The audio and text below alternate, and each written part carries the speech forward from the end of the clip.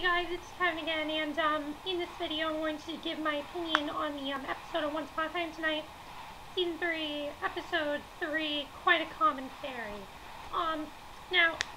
This review, actually I have, after this review I will be watching The Walking Dead, so I will be getting The Walking Dead review up, for you guys tomorrow, probably tomorrow, or today, whenever I can do it.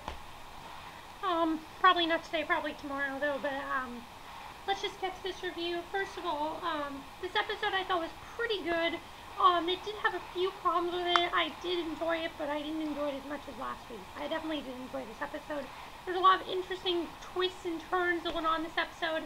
I did enjoy it, but I think we need more, Rumpelstiltskin. I think Rumpelstiltskin really was the coolest part of last week's episode, and we really need more of that. So, basically, this episode was about, they're all trying to still find Peter Pan's hideout and save Henry, and Hook basically suggests tracking down Tinkerbell in the hope that she will lead them straight to his camp. But basically, Regina and Tinkerbell kind of have a history, and it's not a good history. It's a very bad history. Basically, Regina summoned Tinkerbell, or Tinkerbell was summoned to her. It was one of the two. Basically, Tinkerbell was there when this was like when they were in Fairy Tale Land. She basically wanted to help Regina find true love. But the problem was that the Blue Fairy told Tinkerbell that no, she can't do stuff on her own, and that she's kind of this is too dangerous for her, and that she can't do this. And Tinkerbell did not listen to the Blue Fairy. And Tinkerbell wanted to set Regina up with love, and unfortunately though, she ended up having to steal magic from the Blue Fairy. Basically, she had to steal the Blue Fairy's magic, and as a result, she helped out Regina.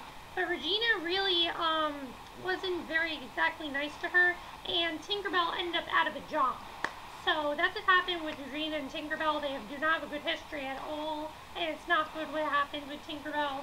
So, of course, now what's happened is Tinkerbell is now trying to get back at Regina and telling her how, it's not only her that lost her job, she also ruined the boy's life, who she was trying to fall for, and, I'll get to who it is, but basically, that's what was going on with Tinkerbell and everything, and I thought that plot was definitely very interesting. I enjoyed that, I enjoyed their plot line and everything. I feel really bad for Tinkerbell, because, Regina did kind of ruin her life, because after this, the Blue Fairy finds out what happened to Tinkerbell, and she fires her. I thought it was definitely very interesting, though, how the Blue Fairy and Tinkerbell worked for the Blue Fairy. I would have never assumed that at all. I think it's really cool how Once Upon a Time does that, like, with crossovers and stuff like that. The other storyline we have to talk about is Peter Pan and Henry. This storyline is very interesting. We did get to see Henry this episode. We figured out why Henry is there. And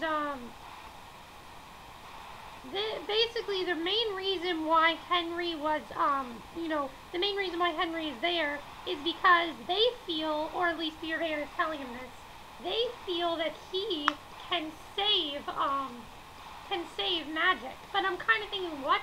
Did Henry not want to destroy magic last year when one of those episodes? Did he not want to do that? He tried to destroy magic last year, and now you want him to save magic? I don't understand that. I don't understand why they want him to do that. It doesn't make sense to me. So why they want him to save magic, I don't understand that at all. It doesn't make any sense to me. Why they want, I don't think it's going to work out for him, and he does not trust them one bit.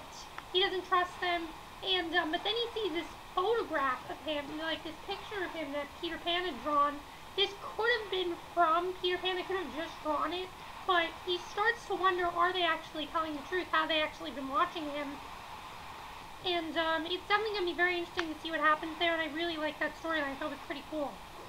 And the last storyline we have to talk about, at first the storyline kind of dragged, but I did like the first part of the storyline.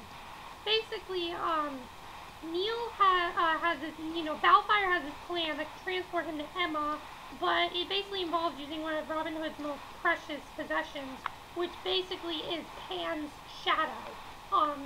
In order to do this, basically they use Robin Hood's son in order to, or was it Robin Hood's son? I think it was Robin Hood's son, in order to get them to find the shadow. They find the shadow, and Baelfire actually does go back into, he does go into Neverland, and he's in Neverland, and we see Pan, Pan and the Lost Boys say, "Welcome, Baelfire, Pan has been expecting you." And I thought that was very weird the way that happened, but I did like their storyline. I thought it was cool.